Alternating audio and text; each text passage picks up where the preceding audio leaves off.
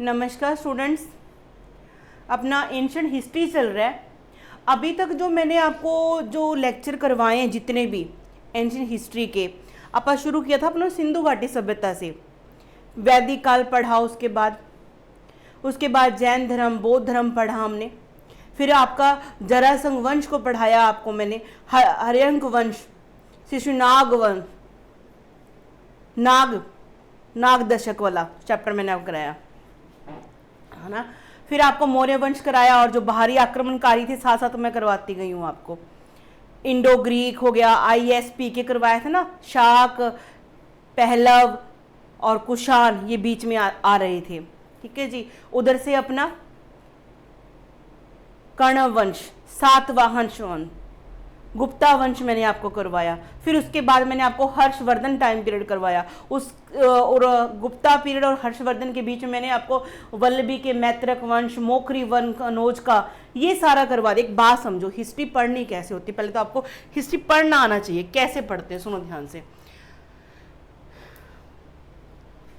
देखिए, उत्तर भारत का जो मैंने आपको पढ़ाया था, मैं आपको ले आई हूँ 7वीं शताब्दी तक, 70 AD तक ले आई हूँ।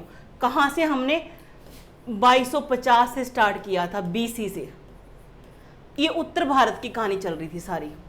इसमें से राजवंश हुए, उन्होंने नीचे भी कब्जा कर लिया था, लेकिन जो हमें दक्षिण भारत शुरू करना है अपना, वो यहाँ से शुरू करना है। दक्षिण भारत के राजवंश, दक्षिण भारत का इतिहास पढ़ना है, जिसकी शुरुआत होती है संगम काल से। इससे पहले भी बल्कि एक लेक्चर है, वो मैं आपको तब करवाऊंगी जब हम CTET और मास्टर PS TET का बैच शुरू करेंगे। पाषाण काल वो उसमें आता है, हमारे सिलेबस में नहीं है, तो आप इतना करने की जरूरत नहीं है हमें। हम यहाँ से संगम काल से स्टार्ट करेंगे, जिसमें आपको 3 राजवंश पढ़ाऊंगी आपको, चेर, पांड्या और चोला। ठीक है जी। संगम काल में ये पढ़ना है। संगम काल को संगम काल क्यों कहते हैं, यहाँ का लिटरेचर से हम जानकारी हासिल करेंगे कि उस समय पे दक्षिण भारत में कैसे राजवंश थे, समाज कैसा था, वहाँ पे आर्थिक स्थिति क्या थी, राजनीतिक व्यवस्था क्या थी वहाँ की। ठीक है जी। ये हमने सबने यहाँ पे जानना है। तो संगम काल जो मैं शुरू कर रही हूँ आपको, ऐसे ही यहाँ से शुरू करवाऊंगी आपका, जो आपको 3rd BC से, और 7वीं शताब्दी तक लेके जाके छोड़ दूंगी। 7वीं शताब्दी के बाद आप क्या देखोगे, पूरे भारत पे आप लगभग सारा क्या देखोगे, मुस्लिम आक्रमणकारी आना शुरू हो जाते हैं, जिसमें आपका दिल्ली सल्तनत आपको देखने को मिलेगा, मुगल वंश आपको देखने को मिलेगा। यानी कि आपने क्या करना है, सीधा सीधा हिस्ट्री को जो प्राचीन भारत है उसको 2 पार्ट्स में डिवाइड कर लेना। उत्तर भारत का सिंधु घाटी सभ्यता से लेकर आप यहां तक चले आना हर्षवर्धन तक। फिर यहाँ पे नीचे संगम काल से लेकर आप 70 AD तक, जिसमें आपका चोला दोबारा से 9वीं शताब्दी में फिर पढ़ेंगे, आपका फिर से आएगा ये। ठीक है जी। 9वीं शताब्दी में ही फिर से पिक्चर में आएंगे। आपके राष्ट्रकूट हैं, चालुक्य हैं, ये हमने सब यहाँ पे पढ़ने, इसमें दक्षिण भारत में। इस तरह से सीक्वेंस बिठानी है आपने कि उत्तर भारत की एक सीक्वेंस बना ली, फिर दक्षिण भारत की एक सीक्वेंस बना ली, इजीली याद हो जाएंगे आपको। और जब भी कोई वंश स्टार्ट करते हो, पहले उसकी लोकेशन जानो कि कहाँ पे लोकेटेड था, टाइम पीरियड क्या था, इसके कंटेम्परेरी कोई और चल रहा था साथ में, वो भी जानना है। ठीक है जी। उस समय पे राजा कितने कितने बने, उन्होंने क्या क्या काम किया, उपाधियां कौन सी धारण की उन्होंने, लिटरेचर क्या था उस टाइम का, जो हमें सोर्सेज बताते हैं कि ये राजा ऐसा था, इसने ये युद्ध किया, कोई सोर्सेज से पता लगता होगा ना हमें। तो इस तरह से हमने ये बांटना है। शुरू करते हैं अब संगम काल के बारे में। चलिए, कहते हैं संगम महाकाव्य, संगम काल में ही महाकाव्यों की भी रचना की गई थी। ये महाकाव्य संगम साहित्य, क्या बोलते हैं, संगम साहित्य के अंतर्गत शामिल नहीं किए जाते, किंतु इनमें संगमकालीन जनजीवन के विषय की उपयोगी जानकारी हमें मिलती है। संगम मतलब कि जैसे आप कहते हैं ना, बौद्ध संगति 4 हुई हैं और जैन संगति 2 हुई हैं, आप पढ़ते हैं ना। संगम काल में भी ऐसी संगतियां होती थी, मतलब एक तरह से संगति बोले, ये लोग संगम बोलते हैं तमिल भाषा में। ठीक है जी। काफी सारे विद्वान इकट्ठे होकर धर्म के ऊपर चर्चा विचार लिखते हैं इसके ऊपर। ये पांड्यों ने स्टार्ट की थी, पांड्य जो वंश है यहाँ पे, मैं आपको पढ़ाऊंगी इसके बारे में।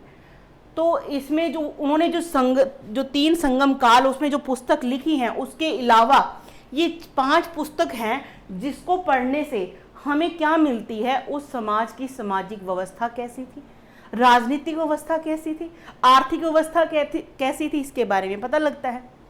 तो बुक्स में जब पढ़ते हैं सिर्फ कहानी ही नहीं पढ़ते, हमें अंदाजा होता है, क्योंकि जैसे शिल्पादा कार्यम जो हम पुस्तक पढ़ रहे हैं, इसमें क्या है, व्यापारी की कहानी है, एक कोवलिन और कनगी की कहानी है।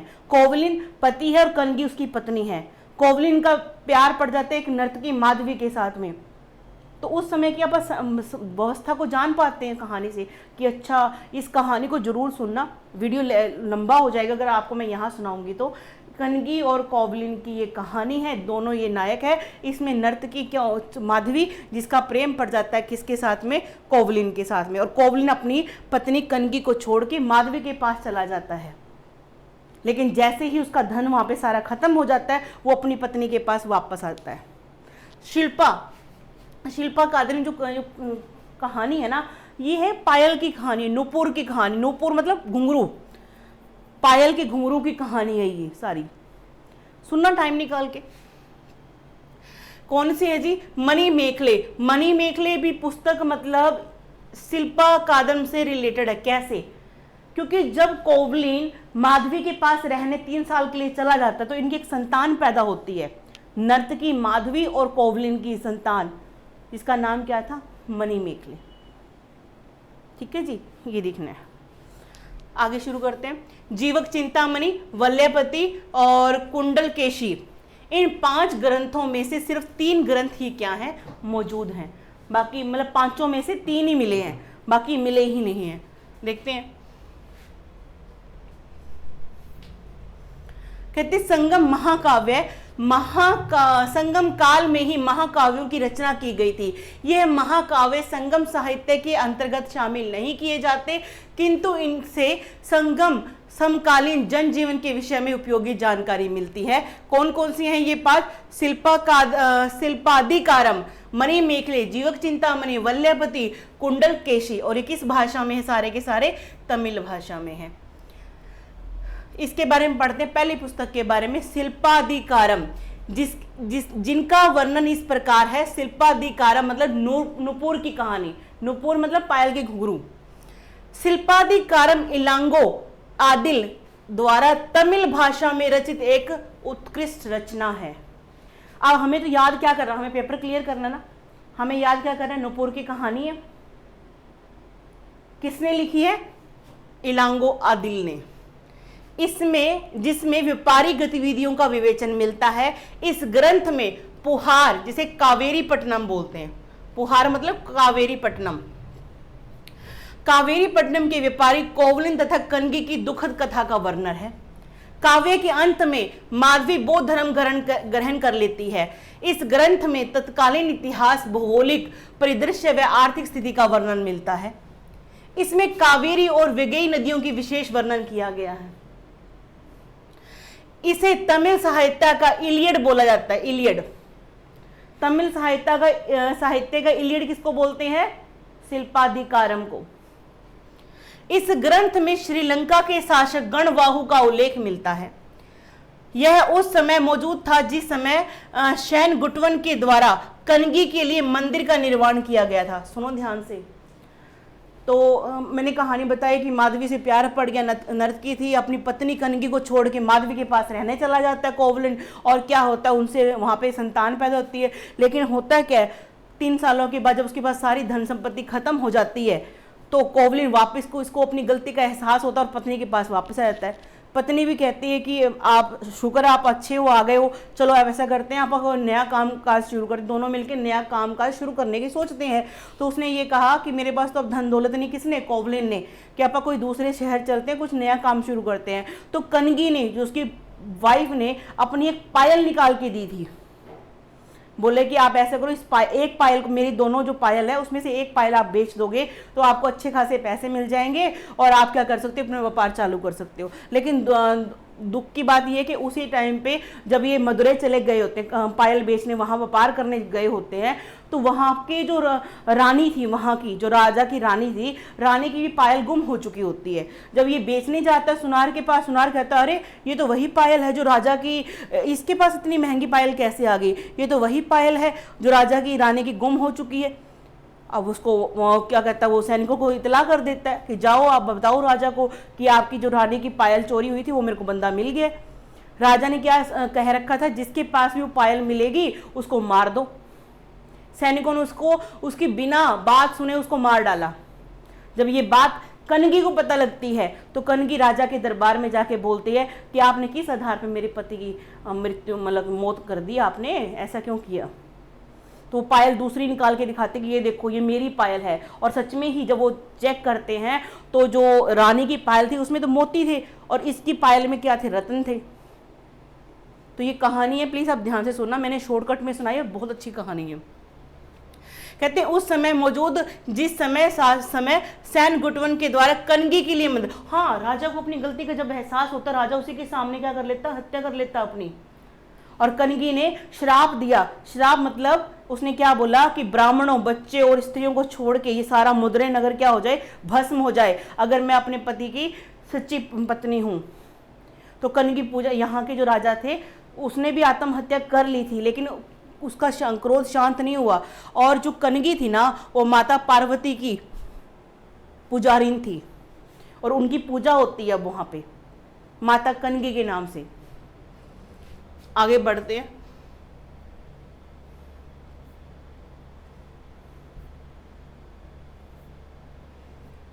यहां देखते हैं मणि मेखले। कहते शिल्पाधिकारम के कुछ समय पश्चात इस ग्रंथ की रचना हुई। पहले शिल्पाधिकारम थी, उसके बाद ये आ गया। कहते इस पर शिल्पाधिकारम का ही प्रभाव दिखाई पड़ता है। इस ग्रंथ की रचना मदुरा के व्यापारी शीतले सतनार के द्वारा की गई थी और शिल्पाधिकारम की आदिल ने, इलांगो। ठीक है जी। कहते यह बौद्ध मतानुयायी था। इस ग्रंथ में कोवलन एवं नर्तकी माधवी से उत्पन्न कन्या मणि मेखले, सॉरी मैंने बेटा बोल दिया, मणि मेखले का राजकुमार उदिन के साथ प्रेम का वर्णन है। माधवी और कोवलिन से जो संतान लड़की पैदा होती है उसका नाम था मणि मेखले। उसका भी एक प्यार का कहानी पड़ती है उदयन के साथ में, ये पढ़ता है। मणि मेखले भी अंत में जाकर अपने माता की तरह बौद्ध धर्म ग्रहण कर लेती हैं। हाँ मैं एक बात बताना भूल गई, कनगी और तो वो तो उसका पति कोवलन तो चले गई मदुरै, तो माधवी ने बहुत उसको समझाया कि ऐसा मत कर, मैंने तेरे साथ प्यार किया, तो मेरे साथ रहा है, ऐसा नहीं करना चाहिए। लेकिन जब माधवी को लगता है कि ये वापस नहीं आएगा तो वो बौद्ध धर्म भिक्षुनी बन जाती है, संन्यास ले लेती दुनिया से। मणि मेखले भी अंत में जाकर अपने माता की तरह बौद्ध धर्म ग्रहण कर लेती है। इसी के साथ भी यही सेम कहानी होती है। इस ग्रंथ में कापालिक शैव सन्यासियों का उल्लेख मिलता है। ठीक है जी, कौन से सन्यासियों का? कापालिक शैव। आगे बढ़े। हाँ जी, यहां देखते हैं जीवक चिंतामणि। कहते यह रचना संगम काल के बहुत बाद की मानी जाती है। इस महाकाव्य की रचना जैन भिक्षु तिरुत्कदेवर थे। तिरुत्कदेवर याद रखना। 3 आपको मिल गए। ठीक है जी, आप तीनों को राइटर को नाम भूलना मत। आगे है जिसमें जीवक नामक एक आदर्श नायक की जीवन कथा का वर्णन है जो युद्ध शांति दोनों कलाओं में क्या था? पारंगत था। इस महाकाव्य में 3154 छंद है जो 2700 मूल कवियों द्वारा रचित है। संगम साहित्य को निश्चित कालक्रम के विषय में विद्वानों में क्या है? मतभेद हैं। संभवतः संगम साहित्य का रचनाकार 1ली सदी ईस्वी से लेकर 3री सदी ईस्वी के बीच तक माना जाता है। ठीक है जी, 100 से लेकर 250 एडी तक का टाइम पीरियड में ये संगम साहित्य का टाइम पीरियड माना जाता है। तो उस टाइम पे लगभग ऊपर क्या चल रहा होगा बताइए? ऊपर कौन सा वंश चल रहा होगा? ये तो दक्षिण भारत हो गया ना। आप ये बताइए 100 और 250 एडी की बात कर रहे हैं ये, तो उस समय में ऊपर क्या चल रहा था? कमेंट करके बताइए उत्तर भारत में किसका राज चल रहा था उस समय पे। आगे देखते हैं। हाँ जी, अब इसका थोड़ा सा रिव्यू कर लेते हैं। अब संगम कालीन प्रमुख महाकाव्य शिल्पाधिकारम, तमिल भाषा का इलियड बोलते हैं इसको। रचनाकार कौन है? अलिंगो आदिल। विषय क्या है इसका? कोवलिन में कन्नगी की कहानी। ठीक है जी। मणि मेखले, इसको तमिल साहित्य को ओडिसी बोलते हैं, ओडसी। क्या बोलते हैं? ओडसी। शीतले सतनार, शीतले सतनार इसका राइटर है। विषय क्या है? कोवलन व माधवी से उत्पन्न पुत्री मणि मेखले की कथा है, जिसमें प्रेम कथा है उदयन के साथ में। जीवक चिंतामणि के त्रितकदेवर और जीवक की जो जीवन कथा है इसके अंदर। वल्लभपति और कुंडलकेशी का कोई मतलब कि उपलब्ध नहीं है, तो हमें करने की जरूरत नहीं है। आगे बढ़ते हैं। आगे है 3 संगमों का आयोजन। 3 संगम हुए, सत्संग हुई, संगति हुई, आप ये कह सकते हैं। ये तमिल भाषा में संगम बोलते हैं। कहते इरिये न्यार अग गोपोरुल द्वारा 8वीं सदी में लिखे गए एक भाष्य की भूमिका में चर्चा की गई है कि तमिल क्षेत्र में कुल 3 संगमों का आयोजन हुआ था। इन 3 संगमों को पांड्य शासकों ने संरक्षण प्रदान किया था। देखो जी, दक्षिण भारत में 3 आप यहाँ पे पढ़ोगे। ये है चेरों का इलाका, जो आज का केरल है, उसको चेर बोलते थे। ये पांड्यों का ये क्या था? राज्य था। और ये यहाँ पे आप पढ़ोगे चोला नहीं, चोल। इस तरह से आप पढ़ोगे। जो ये संगतियों का आयोजन है ना, ये पांड्यों ने करवाया था। ठीक है जी। देखते हैं, कहते इन तीनों संगमों का आयोजन पांड्य शासकों ने संरक्षण दिया था। ठीक है। प्रथम जो सेशन होता है, मीटिंग होती है, संगति होती है, संगम होता है तमिल भाषा में, क्या कैसे हुआ, कब हुआ? कहते इस सम्मेलन का आयोजन पांड्यों की राजधानी मदुरै में हुआ। कहां पे? पांड्यों की राजधानी मदुरै में हुआ था, याद रखना। ठीक है जी। इस संगम की अध्यक्षता अगस्त्य ऋषि ने की थी। जैसे आप करते ना गौतम महात्मा बुद्ध की जो 3 संगतियां हुई, उसकी अध्यक्षता किसने की थी? पहली अध्यक्षता किसने की थी? महाकश्यप ने, फिर साबक मीर ने, है ना, मोगलीपुत्तिस ने, फिर वसुमित्र ने चौथी की थी। इसी तरह से यहाँ पे जो प्रथम हुई थी ना संगति, उसका मतलब कि अध्यक्ष कौन था? अगस्त्य ऋषि था। सिंपल, कोई उलझने वाली बात ही नहीं है। ऐसा कहा जाता है कि दक्षिण भारत में आर्य सभ्यता का प्रचार प्रसार इन्हीं के द्वारा किया गया था। आर्य सभ्यता का प्रचार प्रसार भी इन्होंने ही किया था।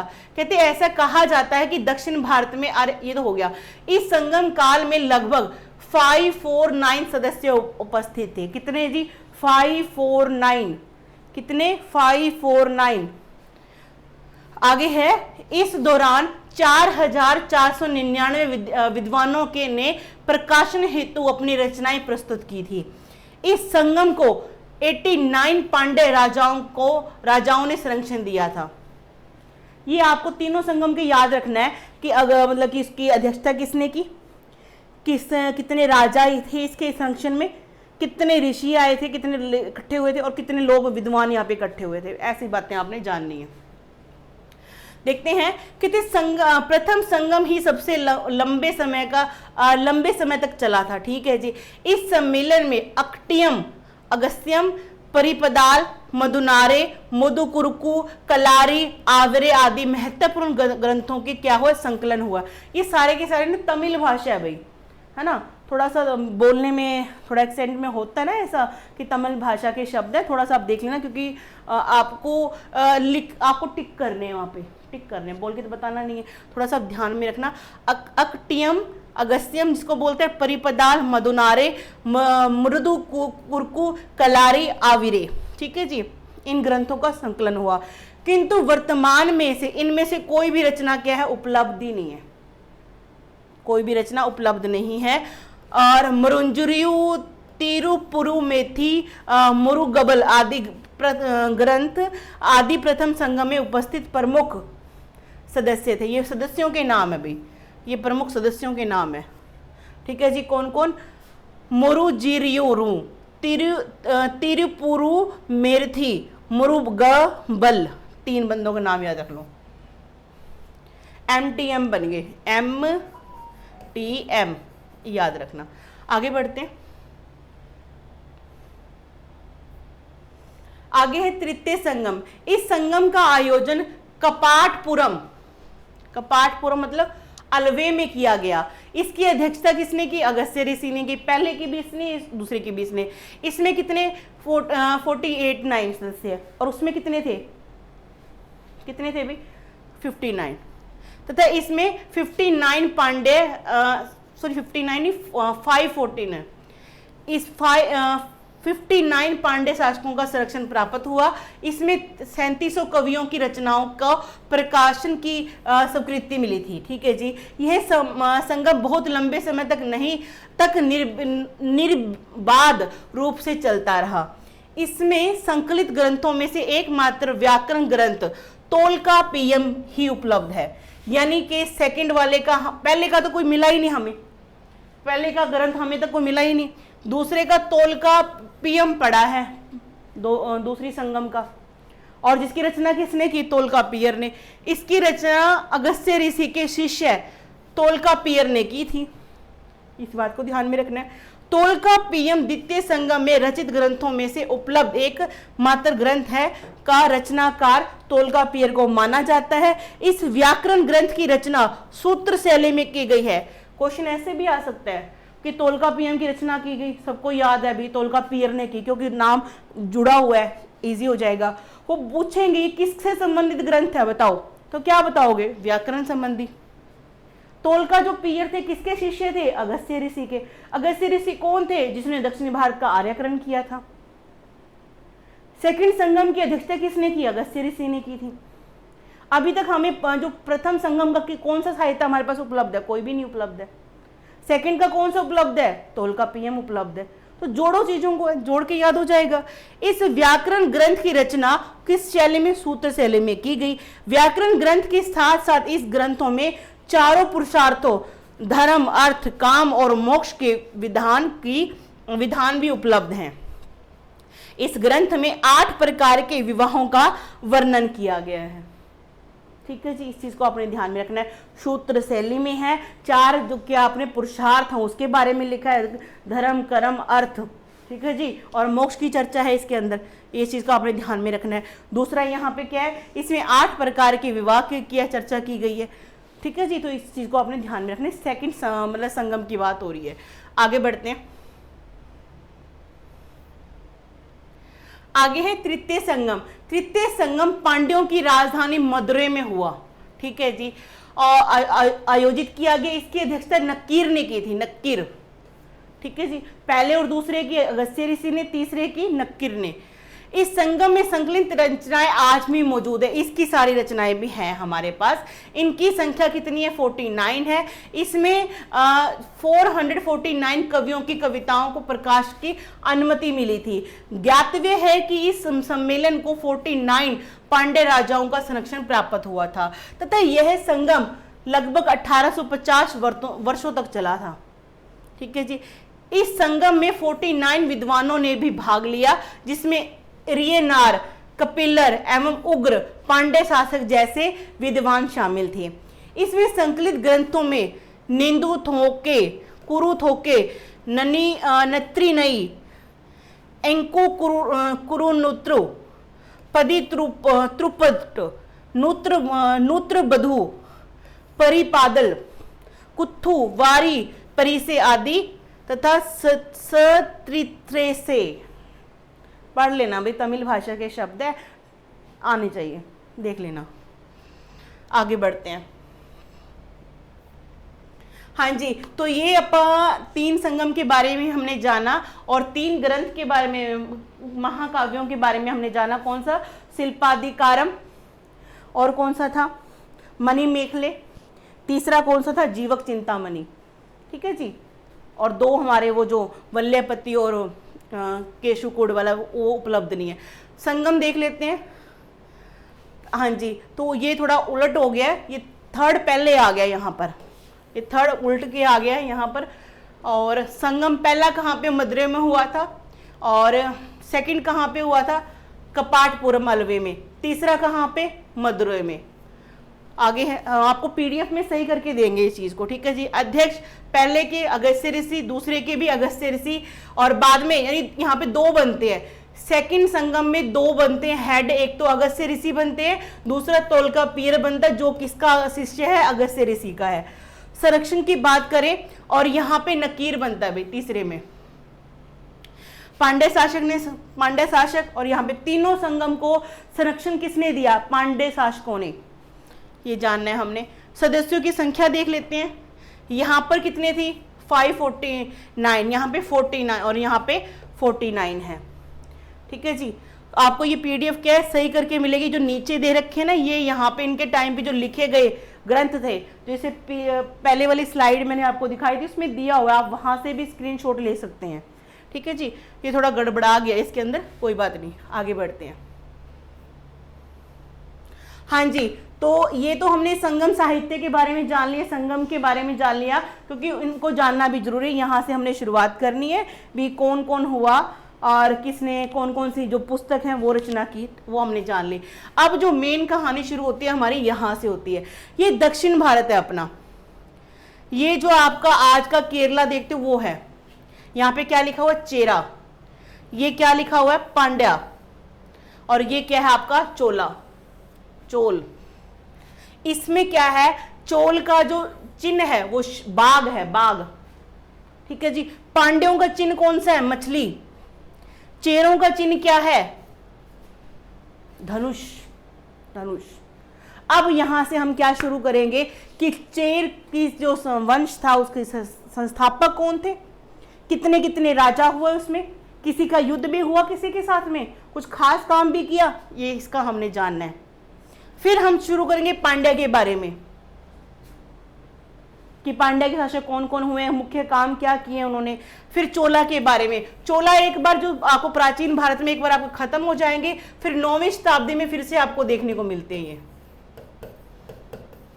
ठीक है जी, 9वीं शताब्दी में फिर से इनका रूप आपको देखने को मिलेगा। आगे बढ़ते,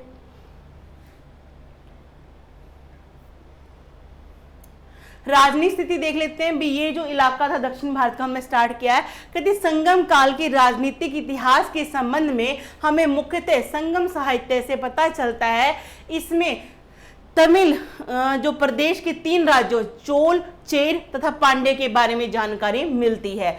इसके अनुसार उत्तर पूर्व में चोल, दक्षिण पश्चिम में चेर और दक्षिण पूर्व में पांड्य राज था। मैंने बता ही दिया मैप के थ्रू आपको। इन तीनों राज्यों का विवरण इस प्रकार है, ये आप पढ़ेंगे, ये नेक्स्ट क्लास में पढ़ेंगे, आज के लिए बस इतना ही।